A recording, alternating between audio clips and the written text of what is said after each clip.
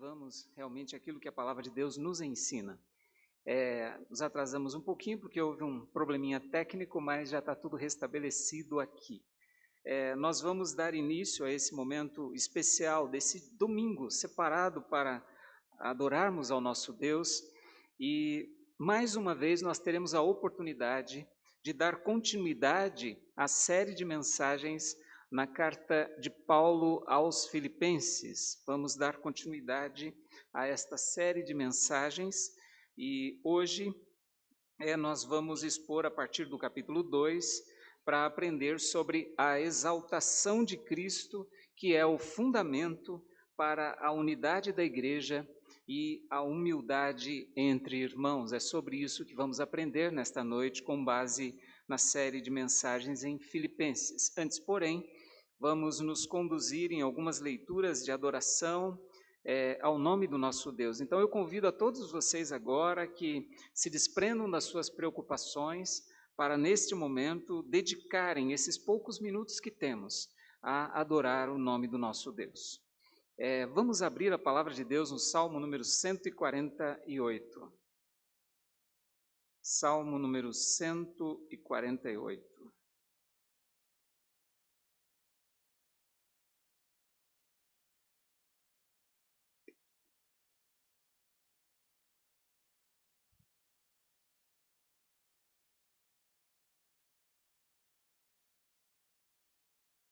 Salmo 148 diz o seguinte: Aleluia!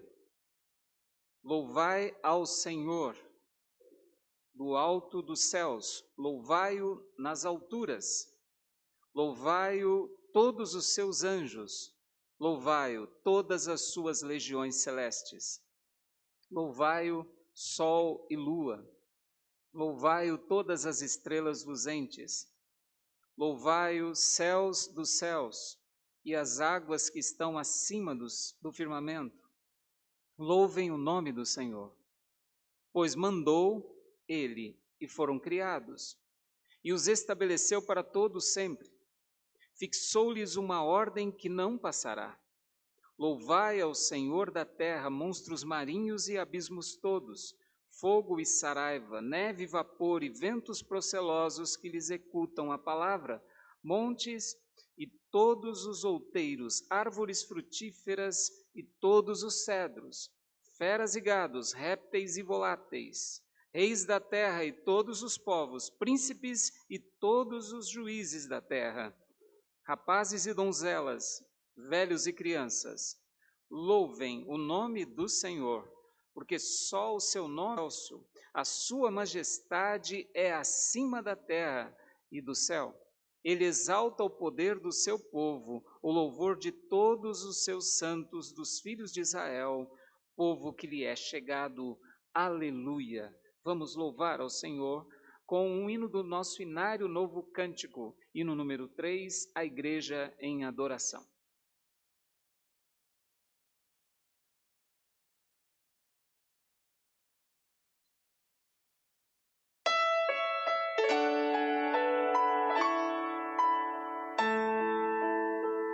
Eterno Pai, teu povo congregado, humilde entoa o teu louvor aqui. O dia para o culto reservado, com esperança olhamos para ti. Teu santo livro, ó grande Deus, tomamos, com fé singela e reverente amor, e como atentos filhos procuramos ciência na palavra do Senhor. Jesus, aos teus benditos pés sentados, queremos teu conselho receber, e sendo por ti mesmo doutrinados, de mais em mais na santa fé crescer, do mundo e seus enganos encargos retirados. Queremos descansar em Ti, Senhor, mirando os ricos bens entesourados na plenitude do Teu vasto amor.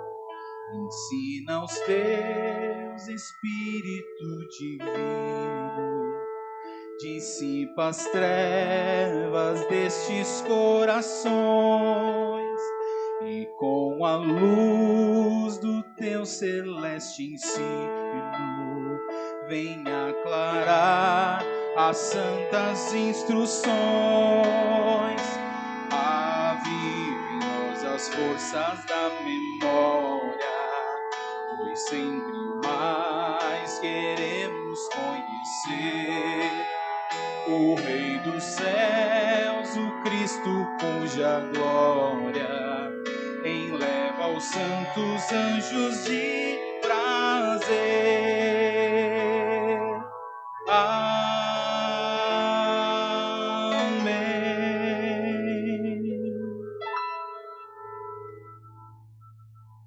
Vamos orar nesse instante.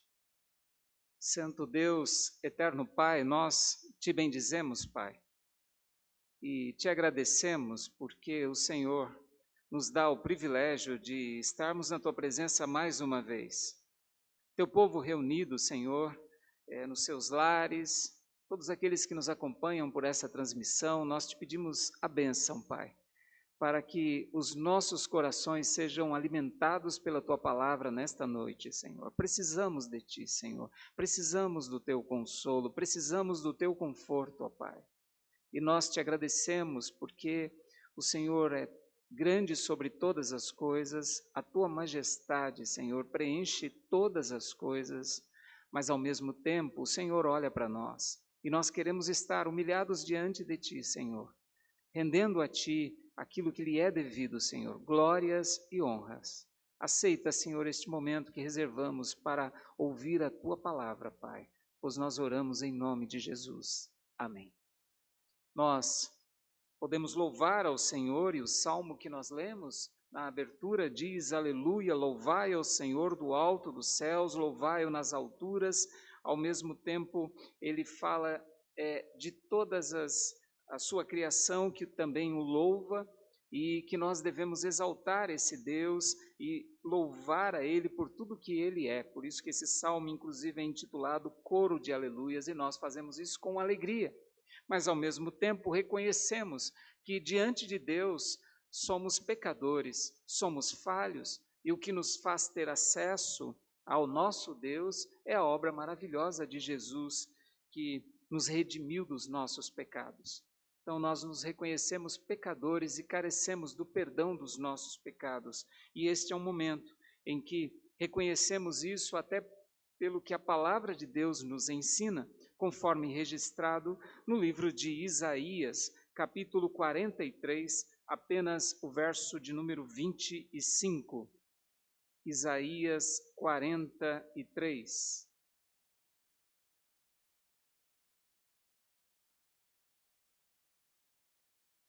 Isaías 43, verso 25. Diz assim: Eu mesmo, sou o que apago as tuas transgressões, por amor de mim e dos teus pecados não me lembro. Eu mesmo sou o que apago as tuas transgressões por amor de mim e dos teus pecados não me lembro. Nós podemos nos dirigir a Deus pedindo perdão pelos nossos pecados. Então esse é um instante que você pode curvar a sua cabeça onde está agora e clamar ao Senhor por perdão de alguma falha que tenha cometido, reconhecendo que Ele pode perdoar os nossos pecados. Enquanto você ora, por alguns instantes, nós vamos louvar ao Senhor com um cântico.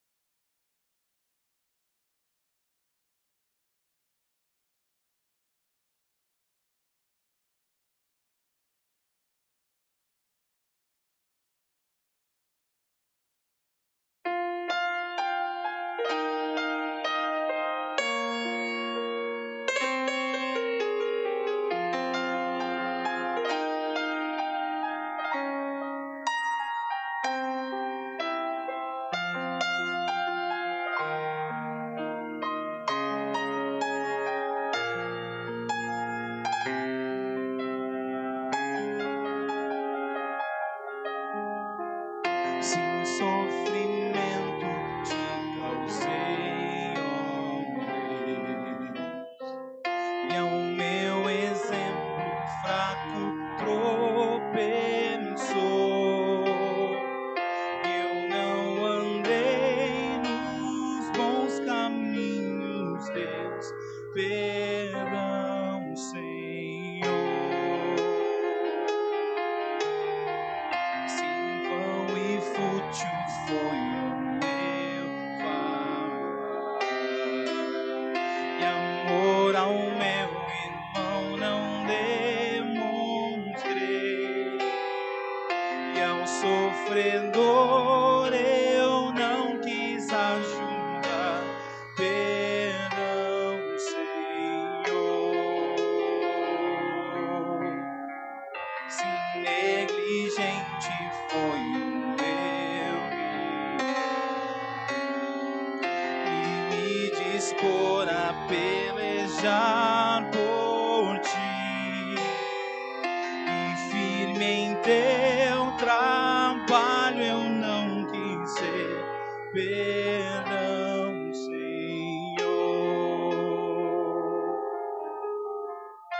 Escuta, ó Deus, a minha oração e vem livrar-me do pecado vil. Renova este pobre coração. Amém, Senhor.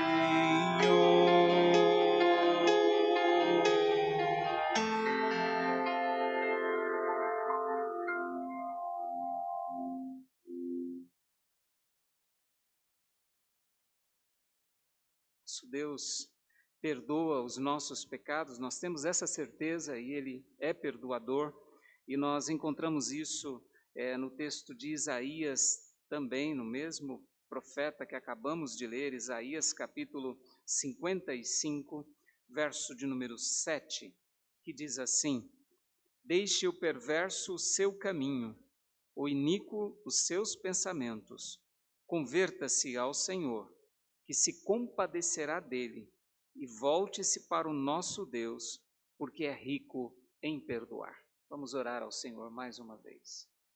Ó Senhor, nós reconhecemos que em muitos momentos falhamos, Pai, e te pedimos perdão, Senhor, pelas nossas falhas. Ao mesmo tempo, Senhor, queremos te agradecer porque, ao nos dirigir a ti, Senhor, arrependidos, temos a certeza, Senhor, que o Senhor é o único que pode perdoar os nossos pecados, isso pelos méritos de Jesus Cristo.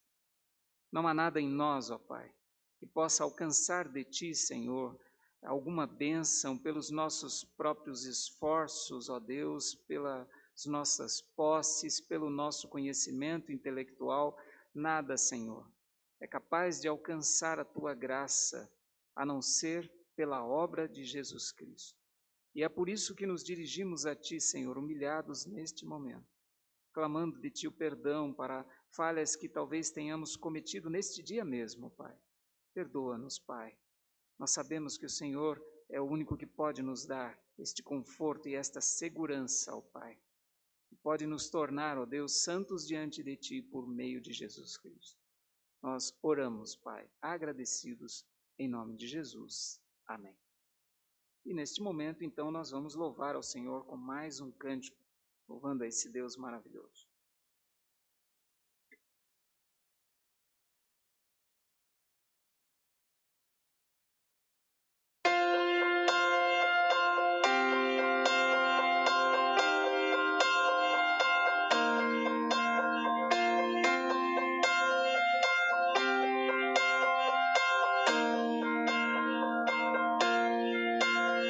Senhor, Tu és bom, Tua misericórdia é para sempre. Senhor, Tu és bom, Tua misericórdia é para sempre. Todos os povos Te exaltarão, de geração em geração Te adorarei. Aleluia, aleluia, Te adorarei. Tudo que és,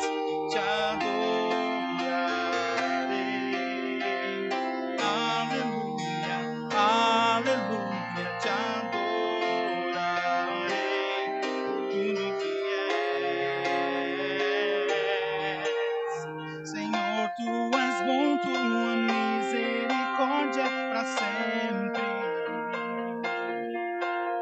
Senhor, tu és bom, tua misericórdia é para sempre.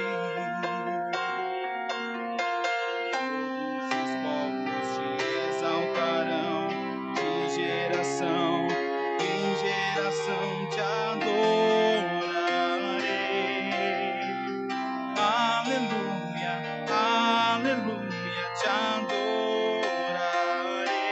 por tudo que és, te adorarei. Aleluia, aleluia, te adorarei por tudo que és. Deus é bom.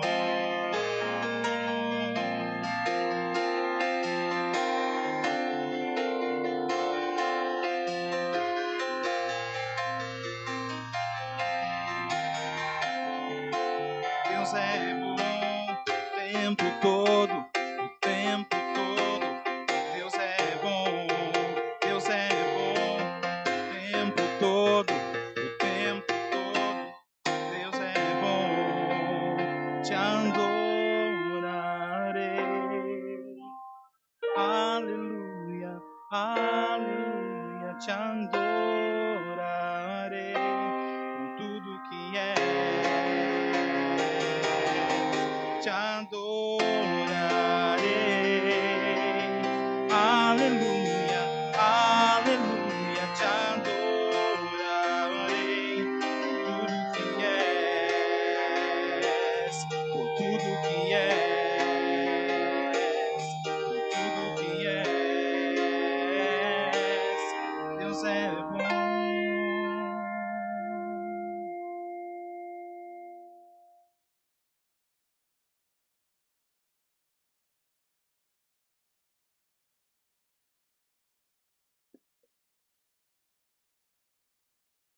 Este é o momento em que vamos ouvir a mensagem da palavra de Deus, aquilo que Deus quer nos ensinar por meio da sua palavra.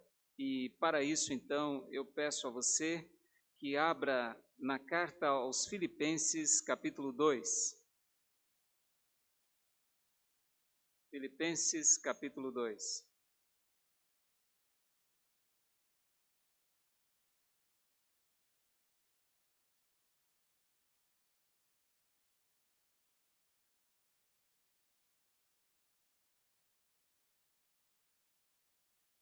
Hoje a leitura que vamos fazer é do versículo 1 ao versículo 11. Filipenses 2, de 1 a 11. Diz assim o texto sagrado: Se há, pois, alguma exortação em Cristo, alguma consolação de amor, alguma comunhão do Espírito, se há entranhados afetos e misericórdias, completai a minha alegria, de modo que penseis a mesma coisa, tenhais o mesmo amor, sejais unidos de alma, tendo o mesmo sentimento. Nada façais por partidarismo ou vanglória, mas por humildade, considerando cada um os outros superiores a si mesmo. Não tenha cada um em vista o que é propriamente seu, senão também cada qual o que é dos outros. Tende em vós o mesmo sentimento que houve também em Cristo Jesus, pois ele, subsistindo em forma de Deus, não julgou como usurpação o ser igual a Deus. Antes, a si mesmo se esvaziou, assumindo a forma de servo, tornando-se em semelhança de homens, e reconhecido em figura humana, a si mesmo se humilhou, tornando-se obediente até a morte, e morte de cruz. Pelo que também Deus o exaltou sobremaneira, e lhe deu o nome que está acima de todo nome, para que ao nome de Jesus se dobre todo o joelho, nos céus, na terra e debaixo da terra, e toda língua confesse que Jesus Cristo é Senhor, para a glória de Deus Pai. Santo Deus, nós te pedimos neste momento que o teu Santo Espírito venha nos iluminar, Senhor, aclarando, Senhor, as dúvidas que talvez surjam em nossas mentes, ó Pai, no momento em que às vezes estamos lendo a Tua palavra. Nós sabemos que o Teu Espírito Santo é o que nos conduz à verdade, e não será diferente nesta noite. Precisamos, Senhor, da Tua palavra, ela nos é necessária para o nosso alimento espiritual. Por isso precisamos da Tua condução, Senhor. Orienta-nos, Pai, a todos nós que neste momento estamos atentos à Tua voz. Nós oramos em nome de Jesus. Amém. No último domingo, quando encerramos o capítulo de número 1, nós tratamos desse tema tão importante que o versículo 27 até o 30 deixa muito evidente, que é o modo digno de viver no Evangelho de Cristo.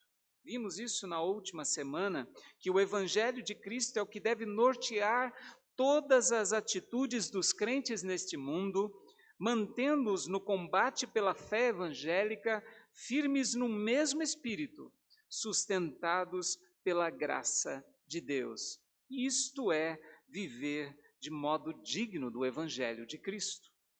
Quando nós abrimos o capítulo de número 2, nós vemos na sequência desta carta do apóstolo Paulo aos Filipenses, que agora ele começa a trabalhar algumas virtudes importantes que devem ser encontradas na igreja do Senhor. Nesta noite, a partir desse texto que lemos, nós podemos caminhar tendo como referência as seguintes palavras: a exaltação de Cristo é o fundamento para a unidade na igreja e a humildade entre os irmãos. O apóstolo Paulo dá continuidade ao tema unidade. Ele vai falar de unidade aqui no início e agora ele continua com esse tema unidade, agora expandindo ele um pouco mais. E aí, levando esse tema a um nível altíssimo agora. Ele vai levar esse tema a um nível tão alto que nós, olhando para esse tema, pensamos, seria possível nós alcançarmos essas virtudes na igreja? Vemos no início da carta aos Filipenses que Paulo não poupa elogios à igreja em Filipos. Nós vimos isso no capítulo 1. Ele tem alegria em se comunicar com esta igreja. Nesse início do capítulo 2, ele então vai expandir o tema unidade. E por que Paulo vai fazer isso a partir desse trecho da carta? Aqui fica evidente que os irmãos em Filipos estavam, em alguma medida, enfrentando algum tipo de problema nesta área da comunhão. Ele exorta, então, os crentes em Filipos a manterem seus olhos na obra realizada por Cristo Jesus, enquanto buscam pela unidade e pela prática da humildade entre si. Por estarem unidos a Cristo, deveriam viver unidos uns com os outros, unidos entre irmãos.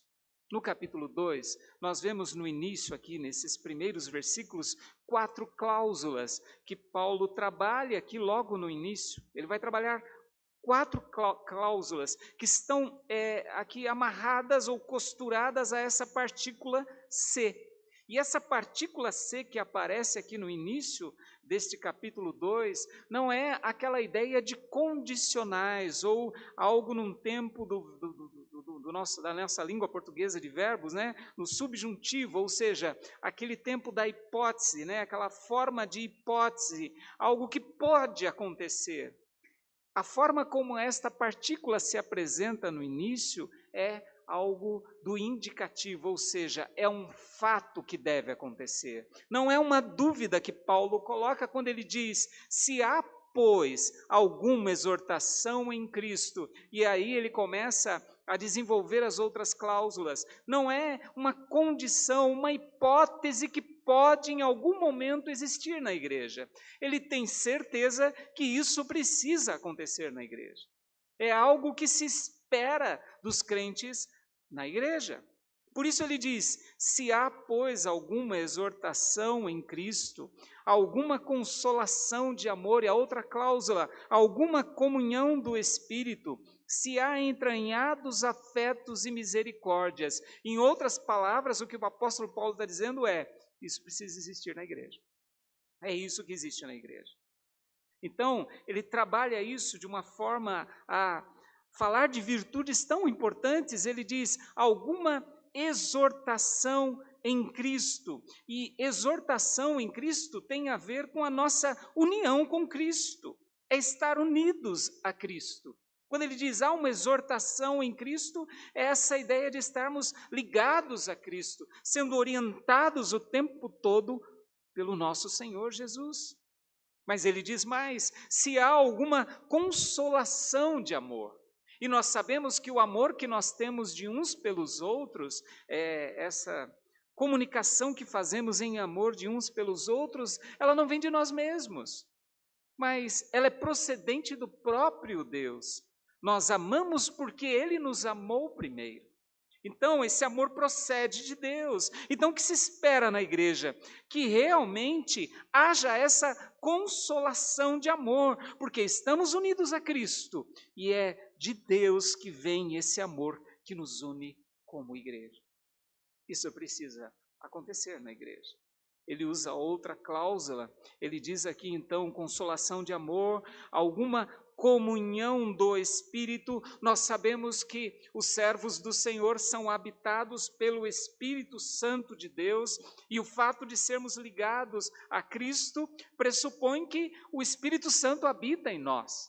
Então, quando nós temos agora o entendimento da palavra de Deus, quando nós começamos a ver a vida numa perspectiva totalmente diferente, entendendo que Deus cumpriu o seu propósito em nossa vida, nós passamos a viver e a andar pelo Espírito, entendendo realmente a ação do Espírito em nossa vida.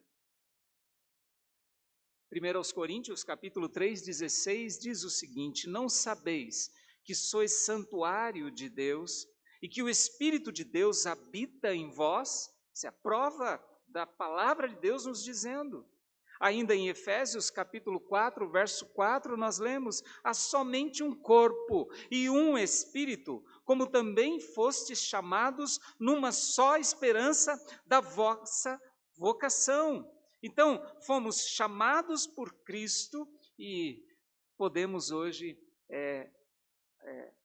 ser beneficiados pela condução do Espírito Santo. Por isso ele usa essa cláusula tão importante aqui, ele diz alguma comunhão do Espírito, para depois falar da sua quarta cláusula, se há entranhados afetos e misericórdias, ou seja, isso é presente na igreja e precisa acontecer. E é interessante que ele diz entranhados afetos e misericórdias, algo que está no íntimo das pessoas, né? É uma forma de se expor, trazendo para fora aquilo que está lá no nosso íntimo.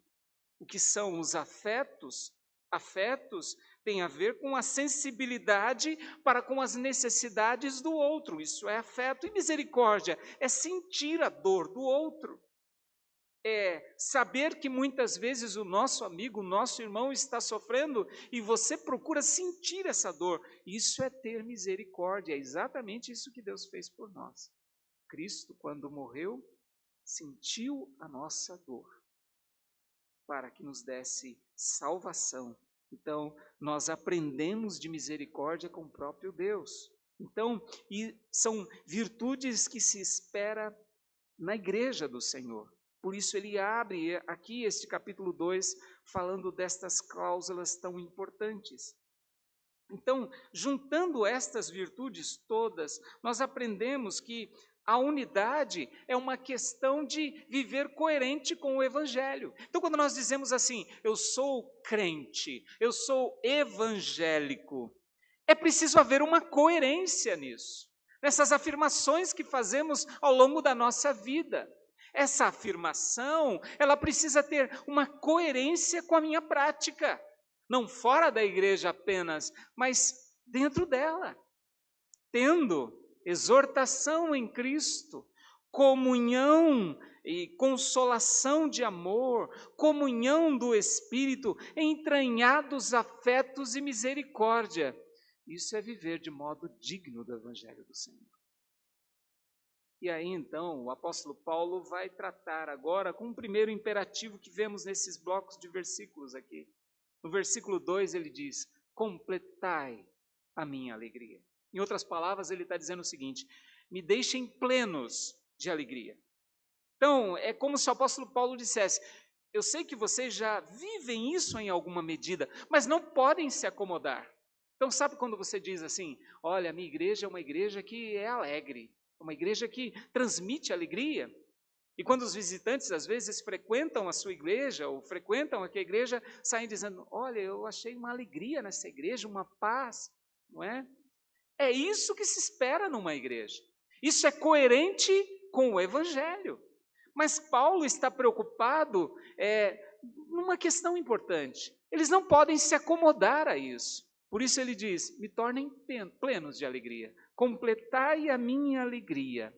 E agora ele vai dizer algumas questões que envolvem o nosso relacionamento pessoal, principalmente quando temos diferenças com os nossos irmãos. Ele diz, completai a minha alegria, de modo que penseis a mesma coisa, tenhais o mesmo amor, sejais unidos de alma, tendo o mesmo sentimento. Seria isso possível no seio da igreja?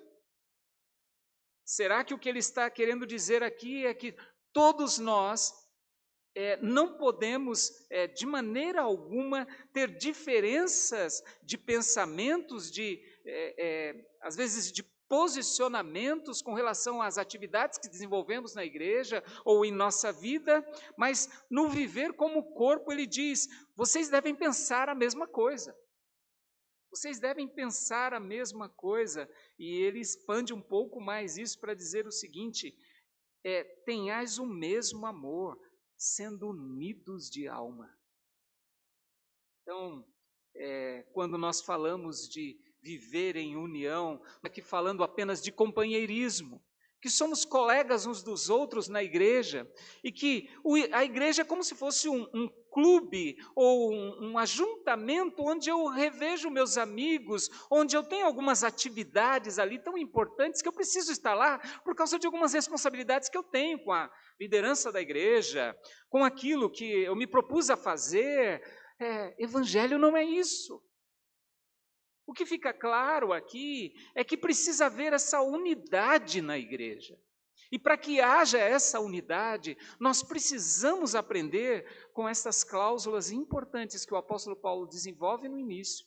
E depois ele diz, vocês querem que eu seja pleno de alegria? Então, vivam pensando a mesma coisa, tendo o mesmo amor, sendo unidos de alma.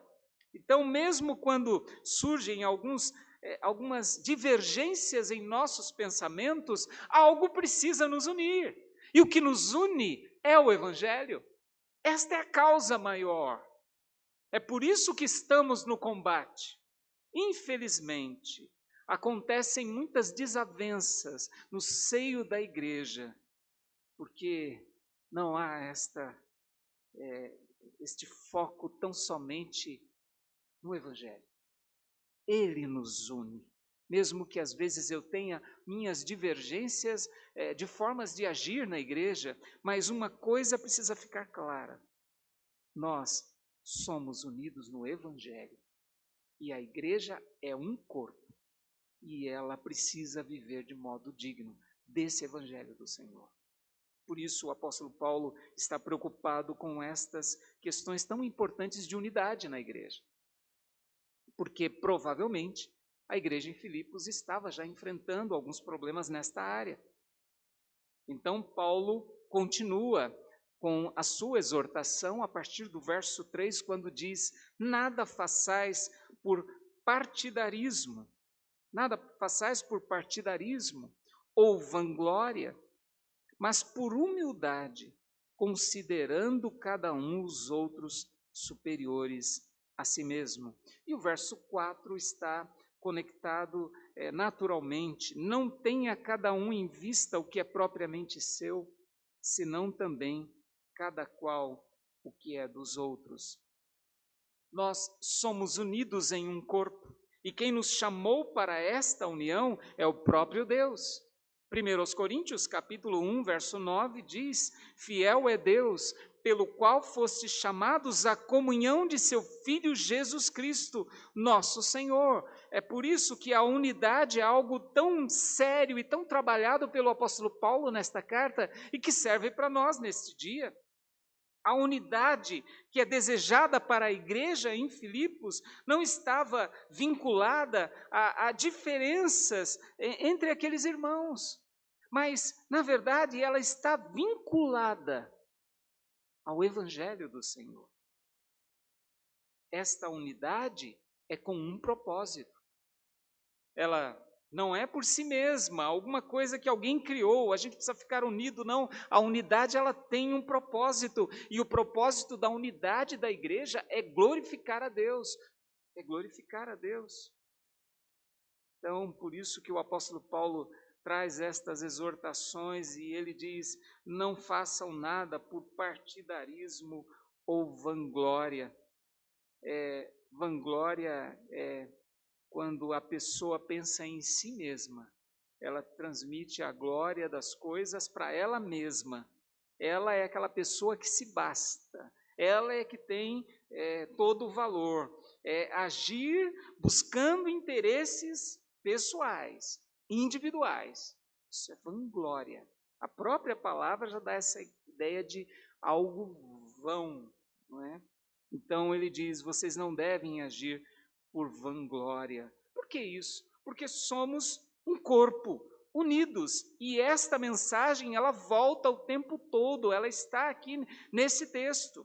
1 Coríntios 12 deixa bem clara essa ideia de corpo. Porque assim como o corpo é um e tem muitos membros, e todos os membros, sendo muitos, constituem um só corpo, assim também com respeito a Cristo, pois em um só Espírito todos nós fomos batizados em um corpo, quer judeus, quer gregos, quer escravos, quer livres, e a todos nós foi dado beber de um só Espírito. 1 Coríntios 12, versos 12 e 13. E o verso 27 diz: ora, vós sois corpo de Cristo, e individualmente membros deste corpo. Por isso, não deve haver vanglória, partidarismo, ou seja, aquela ideia de pertencer a um grupo e torcer por aquele grupo na igreja. Isso não pode acontecer na igreja. Nós ouvimos tanto sobre isso. Você que está nos assistindo por essa transmissão, talvez já tenha ouvido tantas mensagens com relação a isso. Mas eu creio que hoje é dia de a gente pensar se nós estamos vivendo de forma coerente com o evangelho que professamos, de forma digna deste evangelho. E viver de forma digna do evangelho, como dissemos na semana passada, aqui nós expandimos isso. Essa lição tão importante que tem a ver com a unidade do povo de Deus. Nada por partidarismo, vanglória. E aí uma lição tão importante, ele diz, mas por humildade. Mesmo porque vanglória e humildade são termos antagônicos, eles não têm nenhum tipo de associação. Vanglória é a ausência de humildade. Por isso ele diz, mas por humildade. E aí eu preciso considerar os outros superior ou superiores a mim mesmo. Fácil essa lição, não é? Tranquilo? Tenho poucas pessoas aqui hoje na igreja, pessoal da equipe técnica, do louvor, aqui, diácono. Vocês acharam fácil isso aqui, né? Tranquilo, olha aqui, ó, por humildade, considerando cada qual os outros superiores a si mesmo.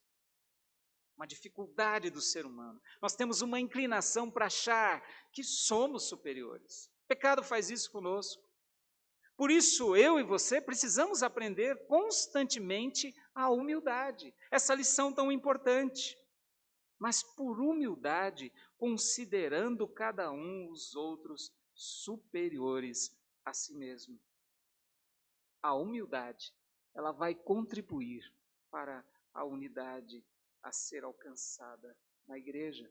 A humildade é a virtude daquele que reconhece que não possui em si mesmo nada, mas absolutamente nada que possa oferecer a Deus e aos outros, que de alguma forma venha motivar o amor de Deus ou a aceitação de Deus. A lição é que a humildade é a atitude apropriada para os crentes terem união entre si. Outra coisa importante a respeito da humildade, trata-se daquele que reconhece e, ao se achegar diante de Deus, chega de mãos vazias. Nós não temos nada para oferecer. E às vezes arrogamos para nós aquela atitude, olha, sou o melhor, eu fiz, eu consegui, eu tenho algum mérito diante de Deus, porque fui eu quem fiz. Nós devemos chegar diante de Deus sempre de mãos vazias, não temos nada para ser aceito diante de Deus, a não ser glorificá-lo, nos humilhar na presença dEle. Não esperar o reconhecimento naquilo que fazemos, mas simplesmente buscar a edificação dos nossos irmãos. Humildade é reconhecer que não somos nada diante de Deus. E se realizamos algumas coisas diante de Deus, é porque Ele preparou para que nós fizéssemos. E aí o que eu faço com essas obras? Eu glorifico a Deus. É a forma de viver o Evangelho. É isso, é esse assunto tão importante que o apóstolo Paulo quer desenvolver aqui. Por isso, eu não fico olhando só para a minha vida, achando que eu tenho capacidade e talento para fazer as coisas. Infelizmente, há pessoas que gostam muito de receber na igreja elogios. Há pessoas que ficam incomodadas quando não são reconhecidas por aquilo que fazem. Já lutei tanto por essa igreja. Quantos anos de luta, nunca fui reconhecido. Não é isso que o Evangelho nos ensina. E por mais que sejam duras essas palavras, essa é a realidade do Evangelho. É assim que nós vivemos de forma coerente com aquilo que professamos. Mas há pessoas que têm uma facilidade para buscar para si sempre o elogio, achar que estão acima dos outros, que se até saírem da igreja, a igreja para, porque não vai conseguir mais andar sem aquela pessoa, sem o talento daquela pessoa. Não, todos nós precisamos aprender desse assunto tão importante, a humildade. Precisamos aprender. Não tenha cada um em vista o que é propriamente seu, senão também cada qual o que é dos outros. Sabe quando eu me alegro com a vitória do outro? Sabe quando eu vejo que alguém adquiriu alguma coisa ou realizou um grande sonho e eu quero me alegrar com esta pessoa, com o meu irmão? Este é o viver cristão. Sabe por quê? Porque há momentos que nós choramos as perdas dos nossos irmãos. Mas também nós precisamos nos alegrar com esses irmãos e reconhecer que são dádivas de Deus. Eu me realizo com a realização do meu irmão, para ficar bem claro. É isso. Isso é viver de modo digno do Evangelho do Senhor, ligando ao que nós falamos na semana passada, tendo estas virtudes tão importantes que caracterizam a unidade da igreja. Bom, eu posso dizer para você que esta foi a primeira parte da mensagem de hoje, do versículo 1 ao versículo 4. A segunda parte da nossa mensagem, ela vai do versículo 5 ao versículo 11. Sabe por quê? Porque Paulo está falando no verso 3, não façam nada por partidarismo ou vanglória, mas por humildade, considerando cada um os outros superiores a si mesmo, não tenha cada um em vista o que é propriamente seu, senão também cada qual o que é dos outros. E aí você diz, ok, vou procurar fazer isso. Vou seguir essas orientações aqui e eu acredito que eu vou desenvolvendo a cada dia até chegar no momento em que o pastor, os líderes da igreja vão dizer, olha, eu estou muito feliz com você. Porque, em outras palavras, é isso que o apóstolo Paulo está falando. Completai a minha alegria. Completai a minha alegria. Vocês precisam avançar. Só que nós precisamos de um parâmetro para alcançar estas coisas. E o que Paulo faz? Ele eleva num nível altíssimo o padrão para nós alcançarmos isso. Nível altíssimo. Sabe o que ele vai fazer? Ele vai colocar Jesus como a nossa referência. Ele vai fazer isso a partir do verso de número 5. Ele vai dizer o seguinte, vocês querem saber como que faz? Vocês querem saber? Vem um outro imperativo então aqui. Tende em vós o mesmo sentimento que houve também em Cristo Jesus. Aqui para a conversa. Aqui a gente se aquieta e passa a olhar para Jesus.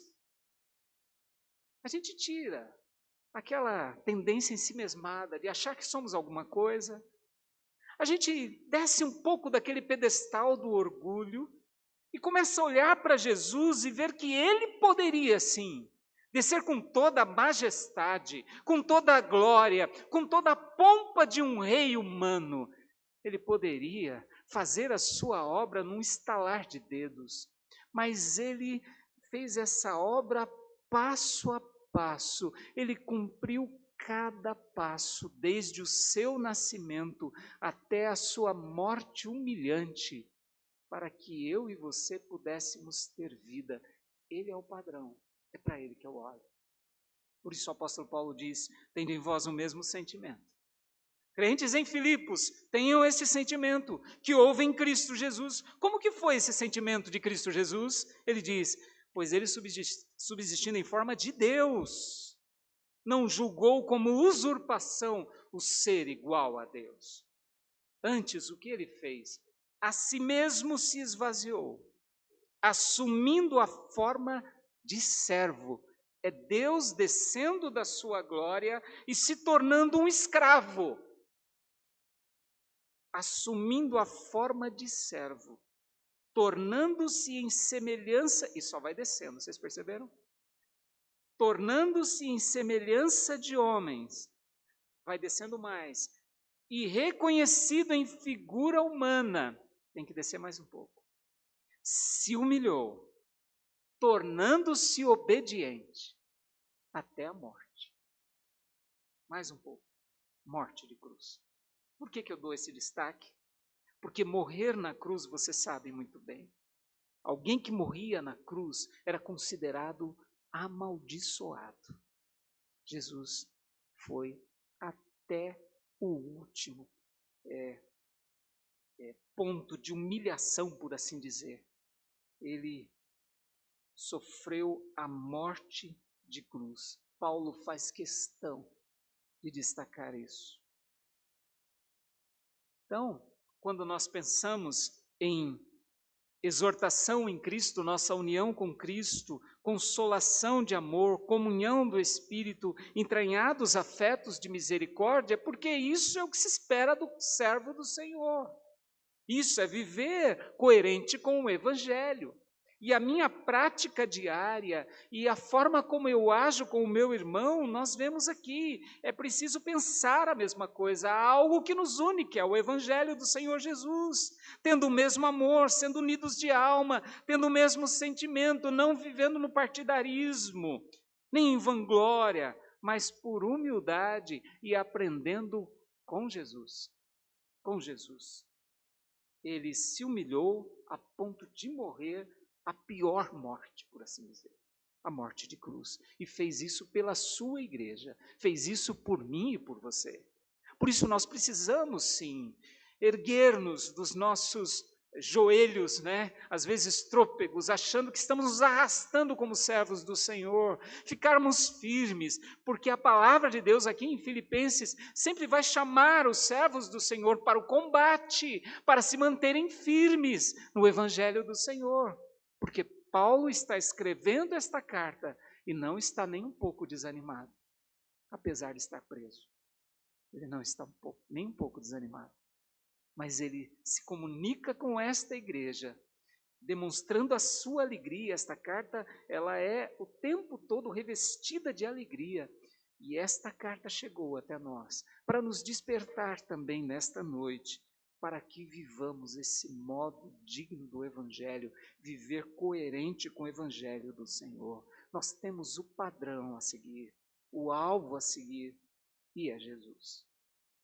Nós percebemos do versículo 5 ao 8 essa descida do Senhor da glória, indo até a morte, e morte de cruz. Mas a partir do verso 9, nós temos exaltação. Ele morreu a morte de cruz para ser exaltado.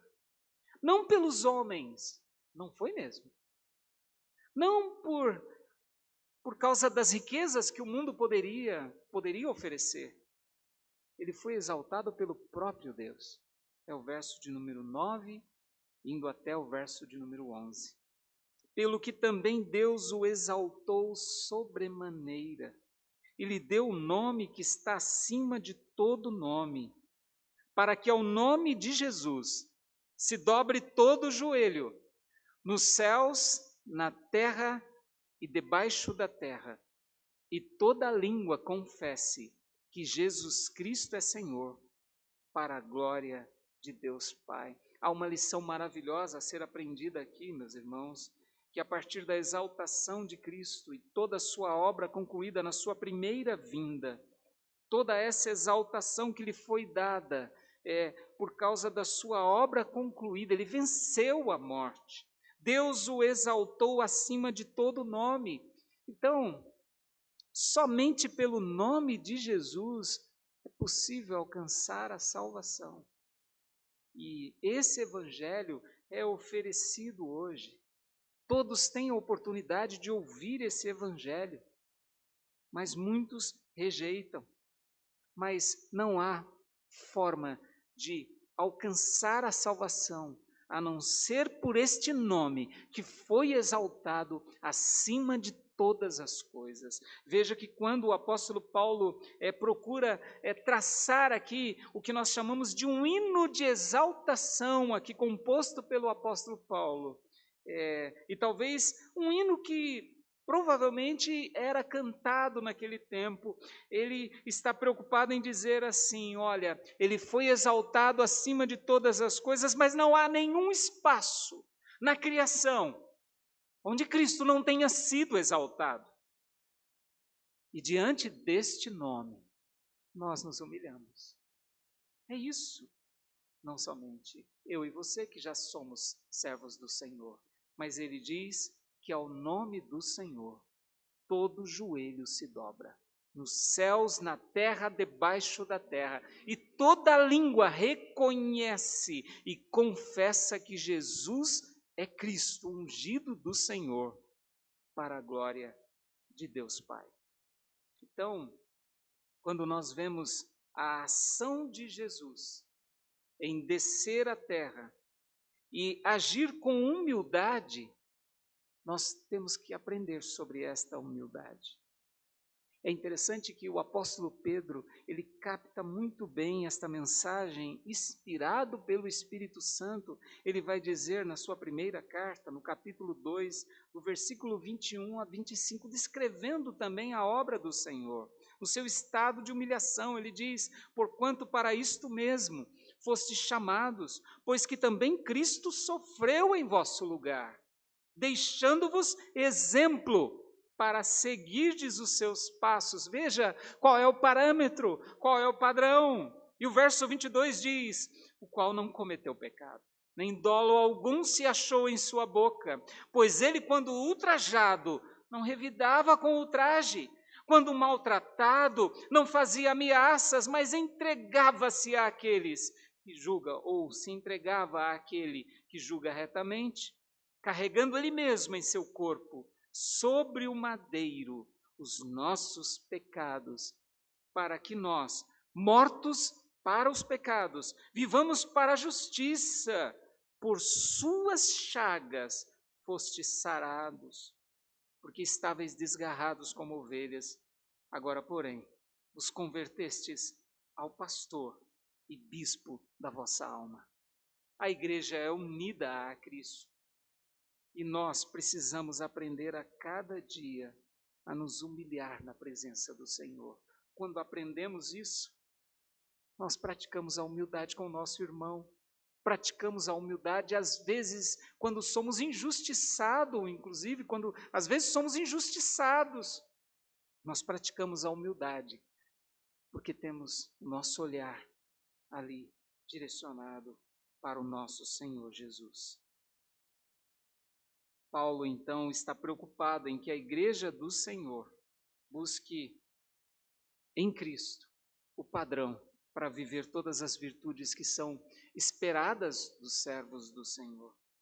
Quando nós vivemos o Evangelho, achando que o Evangelho é apenas o praticar de uma religião, nós estamos totalmente enganados.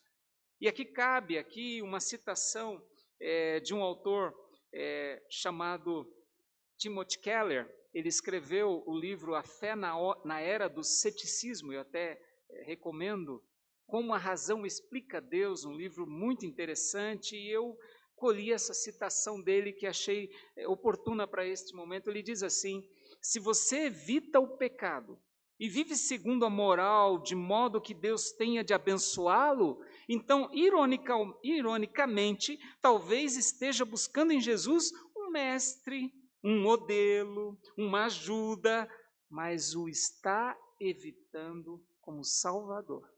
Olha que interessante. Ele diz mais: você está confiando em sua própria bondade, em vez de confiar em Jesus no que tange a sua condição diante de Deus. Está tentando salvar a si mesmo seguindo Jesus. Por ironia, ele diz, isso é rejeitar o Evangelho de Jesus. Não é coerente com o Evangelho. Ser crente não é ser apenas religioso. Nós somos seres religiosos, mas o praticar a religião para cumprir regras, cumprir leis, isso não condiz com o Evangelho do Senhor, porque o Evangelho é graça. E a lei foi cumprida em Cristo Jesus. Então, viver coerente com o Evangelho é exaltar esse Cristo, que está acima de todas as coisas, que foi exaltado depois de sua ressurreição, para que todo joelho se dobre, toda língua confesse que Jesus é Cristo, o Senhor, Salvador, pastor da igreja, o sumo pastor da igreja, aquele que conduz a sua igreja. Esse é o Evangelho realmente que devemos professar. E a partir daquilo que já expusemos aqui nesta noite, e algumas aplicações que até procuramos fazer ao longo desta mensagem, cabem pelo menos mais duas aplicações concluindo a nossa mensagem. A igreja deve ser caracterizada pela unidade, é isso que nós aprendemos aqui. Então, em primeiro lugar, viva a unidade da igreja. Viva a unidade da igreja. E acredito que precisa ser mais explicado isso. Significa estar unido aos demais irmãos, sem isolamento. Parece meio... Hoje encaixa bem essa palavra de isolamento, não é? Como que a gente vai fazer isso? Estamos isolados uns dos outros. Como que fica isso? Você sabe do que eu estou falando? Muitos. Quantas vezes você que está nos assistindo entrou na igreja, assistiu ao culto, saiu sem falar com ninguém porque disse: quero ficar só. Eu quero seguir o meu evangelho comigo mesmo. Não preciso de ajuda, não preciso de oração. Eu sei me controlar. Se isola. Nós precisamos viver a unidade, porque é isso que caracteriza a igreja. E mesmo nesse período aí sim, de isolamento social, nós vivemos a unidade da igreja. Nós estamos unidos a Cristo. Não importa onde estejamos. Não importa a tribulação. Não importa. A igreja do Senhor permanece unida. Então, viva a unidade da igreja. Essa união, ela é possível por causa de Cristo. Estamos unidos a Ele. Conforme Colossenses 2, 6 a 7, onde aprendemos o seguinte: a andar nele, a estar radicado nele, ou seja, ter raízes nele, a estar edificado nele, crescendo em ações de graças. A união da igreja é abençoada por Deus, esse é um ponto importante. Quando nós lemos o Salmo 133, ó, como é bom e agradável viverem unidos os irmãos. E ali nós vemos que o Senhor abençoa esta união. É como se o salmista parasse, olhasse para todo o povo se dirigindo para adorar ao Senhor, cantando louvores ao Senhor, e ele, vendo essa união e entendendo, o Senhor abençoa isso. Ali ordena o Senhor a sua bênção e a vida para sempre. É assim que se encerra o Salmo 133. Então, viva a unidade. E, em segundo, nós precisamos, e aí todos precisamos ser incluídos nisso aqui, não é? Precisamos aprender diariamente a viver a humildade, que a palavra de Deus nos ensina. Ela nos ensina tanto no Antigo quanto no Novo Testamento. Por exemplo, Salmo 147, 6 fala que o Senhor ampara os humildes. Jesus ensina no Sermão do Monte, no capítulo 5, verso 3, bem-aventurados os humildes de espírito. O apóstolo Pedro também fala na sua primeira carta, no capítulo 3, verso 8, e ele pede para que os irmãos sejam igualmente humildes. Então, a palavra de Deus nos ensina sobre a humildade. Então, cabe a todos nós vivermos submetidos à palavra de Deus, às sagradas escrituras, porque é ela a nossa única regra de fé e prática. Não viver apenas como fervorosos religiosos, como eu já disse, buscando alcançar algum favor divino. E aí eu preciso citar mais uma vez Timothy Keller, e ele diz o seguinte: a religião atua segundo o princípio. Qual é o princípio da religião? Obedeço, logo sou aceito por Deus. Mas o evangelho, o verdadeiro evangelho, funciona segundo o princípio: sou aceito por Deus, por meio do que Cristo fez, logo obedeço. Que eu e você possamos estar dispostos a obedecer o evangelho do nosso Senhor Jesus. Que a igreja do Senhor seja sempre caracterizada pela unidade e também pela humildade entre os irmãos, para que o nome do Senhor seja glorificado por meio de Jesus Cristo, nosso Senhor. Não somente neste período que estamos vivendo, mas para todo sempre. Toda a glória seja dada ao nosso Deus e Pai. Amém.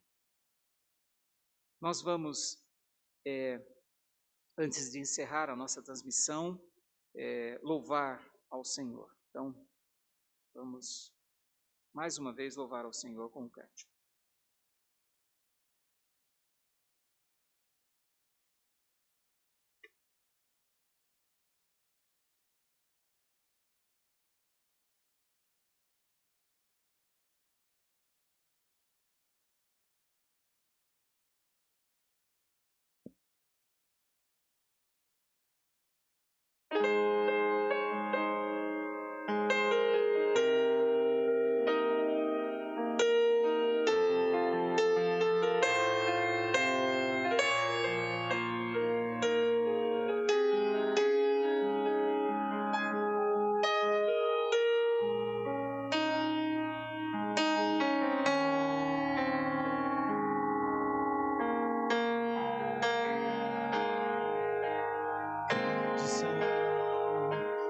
Tuas obras, Senhor Todo-Poderoso, justos e verdadeiros são os teus caminhos.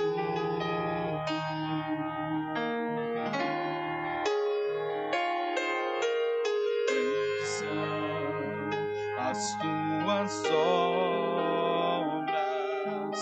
Senhor Todo-Poderoso, justos e verdadeiros são os teus caminhos.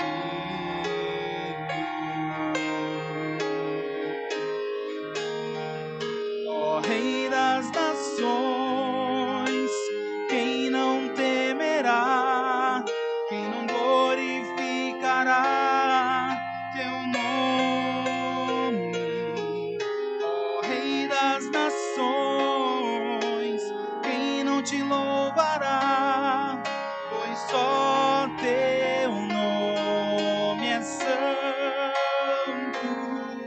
ó Rei das nações, quem não temerá, quem não glorificará teu nome, ó Rei das nações, quem não te louvará, pois só teu nome é santo.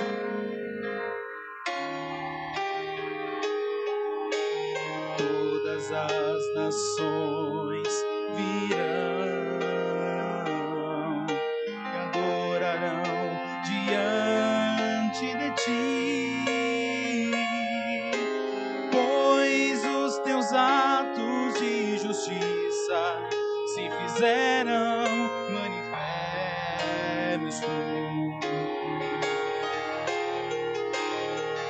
Ó Rei das nações, quem não temerá, quem não glorificará teu nome, ó Rei das nações, quem não te louvará, pois só teu nome é santo, ó Rei das nações, quem não temerá, quem não glorificará teu nome, ó Rei das nações, quem não te louvará, pois só teu nome é santo.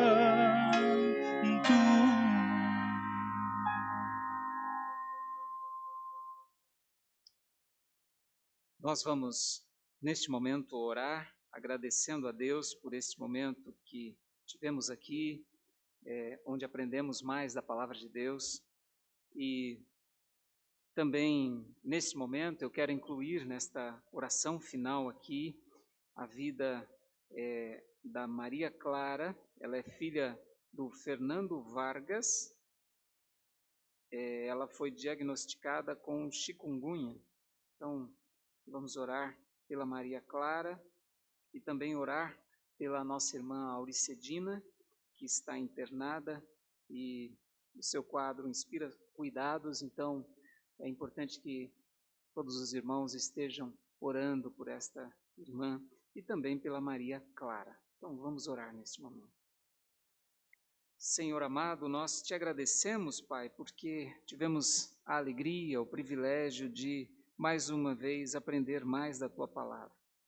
Obrigado porque temos livre acesso a esta palavra tão importante para as nossas vidas, Pai, que nos conforta, nos desperta, Senhor, para vivermos de acordo com aquilo que Tu queres, que possamos, ó Deus, sempre em nosso coração ter a disposição, Senhor, de glorificar a Ti, Senhor, em tudo que fazemos, agindo com humildade, Senhor, procurando viver realmente unidos uns com os outros, ó Deus, porque estamos unidos a Cristo, que o nosso viver seja coerente com esse Evangelho que nos salvou.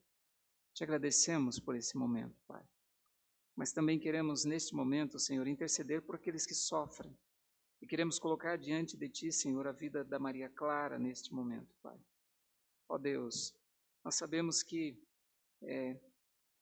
neste mundo vamos enfrentar muitas dificuldades, doenças, mas nós cremos no Teu poder, Pai, para curar, Senhor, os enfermos. E o nosso desejo é que o Senhor cure, Senhor, a Maria Clara, mas também nos submetemos à Tua vontade, Senhor, sabendo que a Tua vontade é perfeita. Por isso, ó Deus, sê com os pais, ó Deus, e que ela, Senhor, também sinta-se acolhida por Ti neste momento, Pai, aliviando as dores, o desconforto. Cuida desta vida, Pai, Nós colocamos ela diante de Ti, Senhor. Queremos também, Senhor, interceder pela vida da nossa irmã Auricedina, que está internada também. Nós sabemos que o Senhor pode também, Senhor, reverter o quadro, Pai. Por isso depositamos toda a nossa confiança em Ti, Senhor. Sê com os familiares, ó Deus, dando força a cada um deles neste momento, Senhor, de acompanhamento. E a ela, Pai, que não falte em seu coração a paz que o Senhor dá, Pai. Ajuda-nos, ó Deus, nesse momento difícil e que todos unidos, ó Deus, possamos estar orando não somente por esses nomes aqui citados, ó Deus, mas por pessoas que estão neste momento também padecendo, Senhor, e precisando da Tua ajuda, do Teu conforto, Senhor, da cura que vem de Ti, Pai. Então, sê com essas vidas tão preciosas, Pai. Nós as colocamos nas Tuas mãos, Pai, porque confiamos em Ti. Fazemos essa oração, Senhor, ainda Te pedindo a bênção para essa semana que se inicia, que sejamos guardados e protegidos por Ti. Oramos em nome de Jesus. Amém. Recebam a bênção, a graça do nosso Senhor e Salvador Jesus Cristo, o amor de Deus Pai, a comunhão e as consolações do Espírito Santo sejam com todos vós e com todo o povo de Deus, hoje e para todos sempre. Amém.